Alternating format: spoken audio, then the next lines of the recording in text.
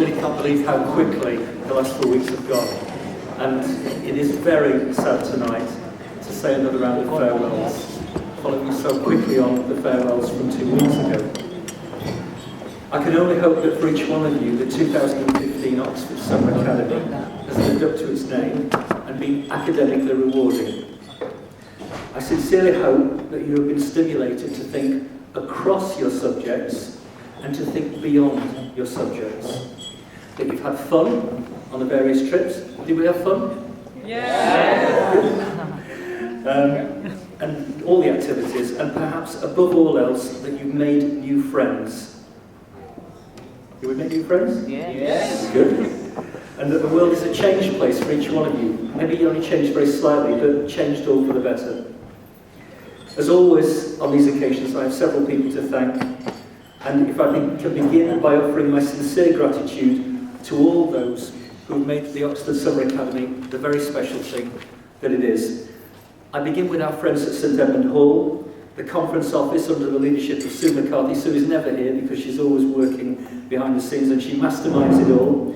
And the many colleagues who make a college run, from the lodge through the scouts with whom you've become acquainted, I guess, in the mornings, to the staff in Hall, whose preparation and delivery of those wonderful breakfasts have set us up for the day, and these dinners, which have signalled the end of the working day, the beginning of evening activities, and that element so dearly prized by one and all, a bit of free time. So they're through there and they might even hear us if you'd just like to clap for the Hall staff.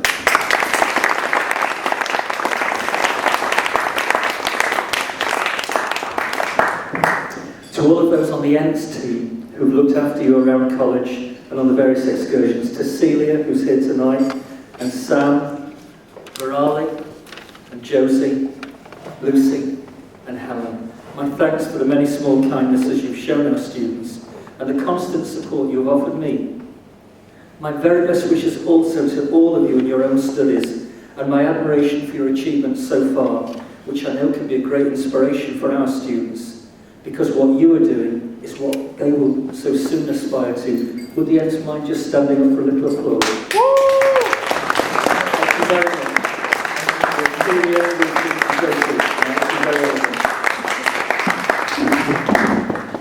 To Eddie Jacobs for his coordination of the super cool Ents team, for his kindness and stoic care, even when stretched, and for all his hard work as a warden, my thanks.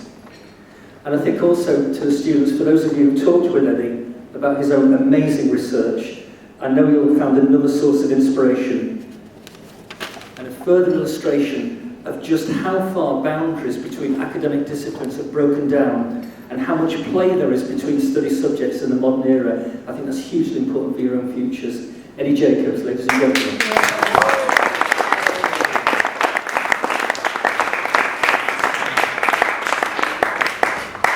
As always, it is with great humility that I thank all of my academic colleagues, the tutors, whose teaching I hope inspired you to new investigations and has confirmed and strengthened your self-belief, because that's, I think, perhaps the most important thing that I would like each of you to take away from the course: self-belief. You have every right to believe in yourselves. I know how fun these wonderful people make learning. There's been a lot of laughter when I've walked past classrooms, and I hope there have been some great laughs along the way for each one of you in the midst of all the serious stuff. My very greatest thank you to the tutors.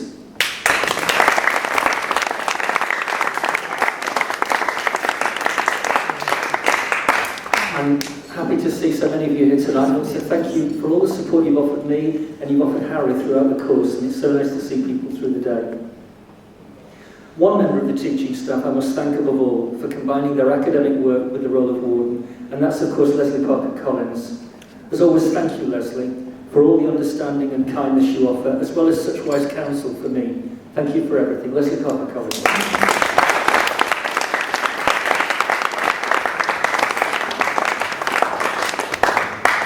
My own work as course director has been made immeasurably easier thanks to the work of two people, Harry McCarthy and Jen Deere. Harry is everywhere, yes? And he's overseen everything on the course, in the course of the 4 weeks, from the academic, ensuring the smooth running of the daily tutoring schedule, through to the social programme, leading the way on all our trips at a major pace, which we all struggle to keep up with, around Oxford and beyond. Watching Harry disappear at Stonehenge the other day was quite a sight. Harry, it's been a privilege to work with you again, and my thanks indeed. Harry McCallum.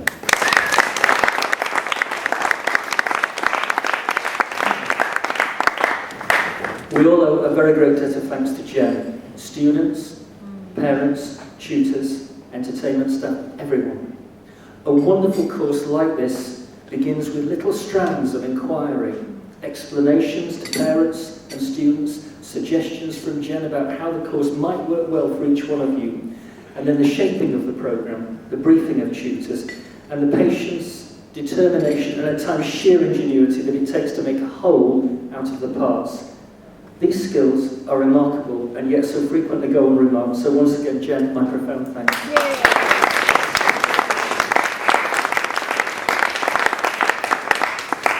It's also been great to see you at so many of the events, and I know it's hard to get time away from the busy planning schedule, so I hope you've been able to enjoy the fruits of your labours.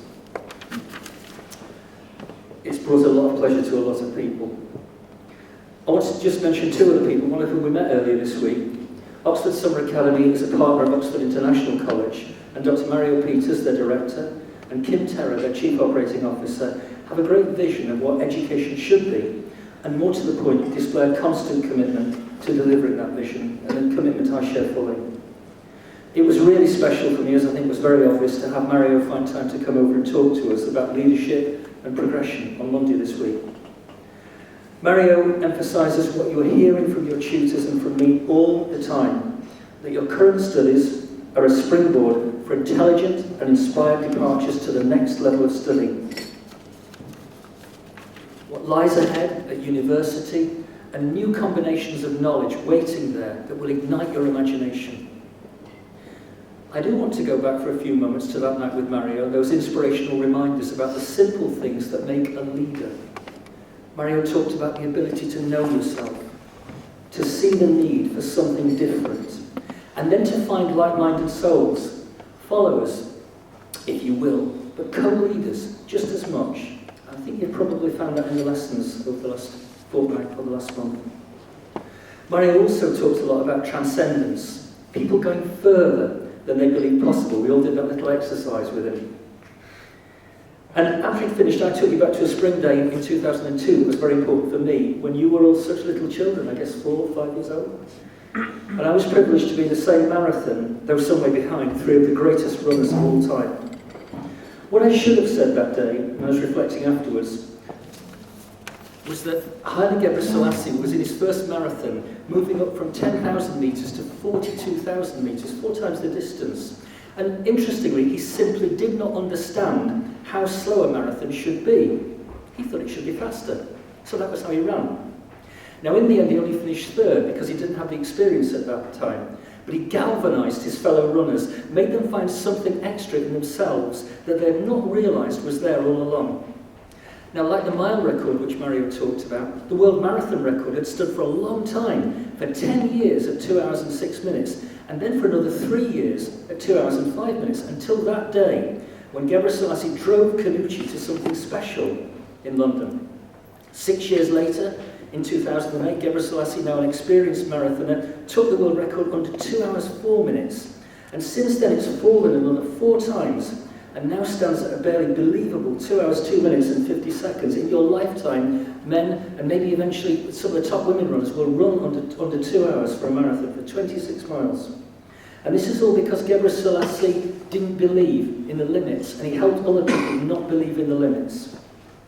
Now, as with Gebrselassie, so with the great jazz saxophonist Charlie Parker, he was somebody who didn't know that jazz was only played in certain keys. So when he taught himself jazz, he taught himself to play in any key.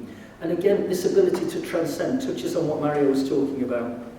I also, that night, quoted William Blake, after Mario had spoken, how Blake had sought to break what he called mind-forged manacles, that a lot of the chains that retain us are imaginary. They're things that we put in place, or people persuade us can be put in place. How we shackle ourselves, and worse, how others confine us with their limited thinking. Mario also asked us if we thought the level of examination of young people was about right, too heavy or too light. God, some of you people are very cruel, so you don't think you're examined enough. I put up my hand for too heavy. I feel that after the years of tutoring and also examining for various incarnations of OCR and its predecessors at the Oxford and Cambridge examination boards, there is too much of this. So let me say something I've been saying for weeks now, but I try and say it perhaps in a slightly different way. I think one's always seeking to find the most direct way. I want to say this, that when you apply to these marvellous universities, we're in one now. I know you've got some wonderful universities in mind. You've got them in your sights. You know that you must satisfy their entry requirements. That expression is used an awful lot, satisfy entry requirements. But I want to remind you, you only satisfy their entry requirements if in so doing you are satisfying yourselves.